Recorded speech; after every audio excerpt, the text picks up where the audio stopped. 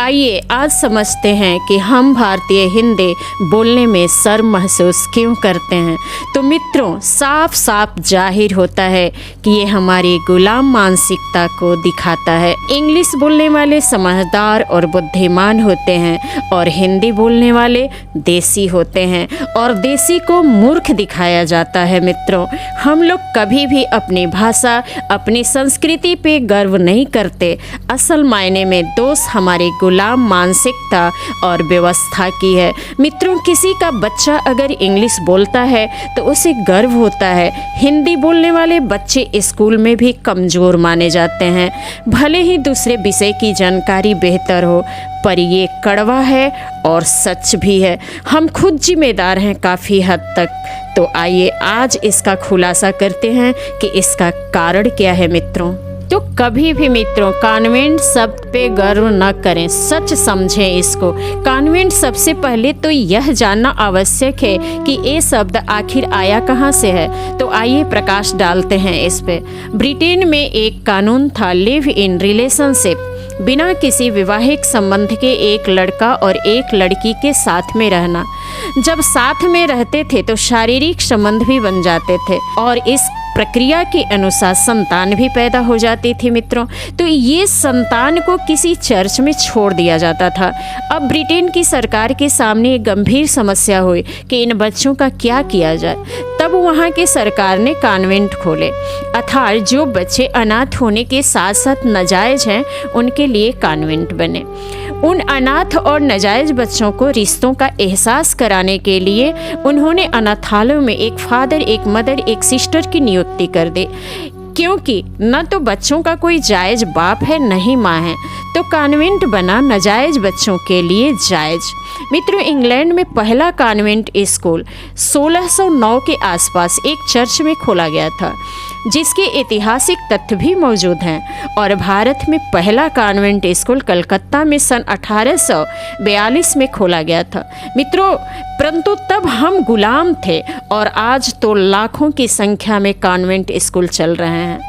जब कलकत्ता में पहला कॉन्वेंट स्कूल खोला गया उस समय इसे फ्री स्कूल कहा जाता था और इसी कानून के तहत भारत में कलकत्ता यूनिवर्सिटी बनाई गई, मुंबई यूनिवर्सिटी बनाई गई, मद्रास यूनिवर्सिटी बनाई गई और ये तीनों गुलामी के ज़माने के यूनिवर्सिटी आज भी इस देश में हैं। मैकाले ने अपने पिता को एक चिट्ठी लिखी थी, बहुत मशहूर चिट्ठी है मित्रों, ध्यान से सुनिए। उसमें वो लिखता है कि इन कॉन्वेंट स्कूलों से ऐसे बच्चे निकलेंगे जो देखने में तो भारतीय होंगे लेकिन दिमाग से अंग्रेज होंगे।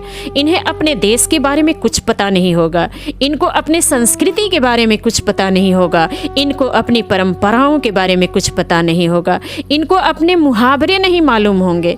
जब ऐसे बच्चे होंगे इस देश में तो अंग्रेज भले ही चले जाएं इस देश से, अंग्रेजियत नहीं जाएगी। उस समय लिखी चिट्ठी की सच्चाई इस देश में अब साफ साफ दिखाई दे रही है और उस एक्ट की महिमा देखिए कि हमें अपनी भाषा बोलने में शर्म आती है। अंग्रेजी बोलते हैं कि दूसरों पर रुआब पड़ेगा। अरे हम तो खुद भी हीन हो गए हैं, जिसे अपनी भाषा बोलने में शर्म आ रही है, दूसरों पर रोब क्या पड़ेगा। मित्रों, लोगों का तर्क है कि अंग्रेजी राष्ट्रीय भाषा है। दुनिया में 204 देश है और अंग्रेजी सिर्फ 11 देशों में बोली, पढ़ी और समझी जाती है। फिर ये कैसे अंतर्राष्ट्रीय भाषा हुआ? शब्दों के मामले में भी अंग्रेजी समृद्ध नहीं, दरिद्र भाषा है।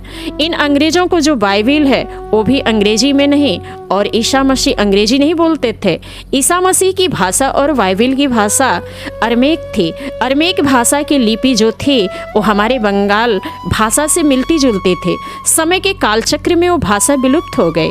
भारत देश में अब भारतीयों की मूर्खता देखिए, जिनकी जायज माँ बाप भाई बहन सब हैं वो कॉन्वेंट में जाते हैं। तो क्या हुआ? एक बाप घर पर है और दूसरा कॉन्वेंट में, जिसे फादर कहते हैं। आज जिसे देखो कॉन्वेंट खोल रहा है, जैसे बजरंगबली कॉन्वेंट स्कूल, माँ भगवती कॉन्वेंट स्कूल। अब इन मूर्खों को कौन समझाए कि भैया माँ भगवती या बजरंगबली का कॉन्वेंट से क्या लेना देना। अब दुर्भाग्य की बात यह है कि जिन चीज़ों का हमने त्याग किया, अंग्रेजों ने वो सभी चीज़ों को पोषित और संचित किया और हम अपनी उनकी त्यागी हुई गुलामी सोच को आत्मसात कर गर्वित होने का दुस्साहस करते हैं। अब हम सभी को जागरूक होना पड़ेगा कि कम से कम अपने अपने बच्चों की जिम्मेदारी लें।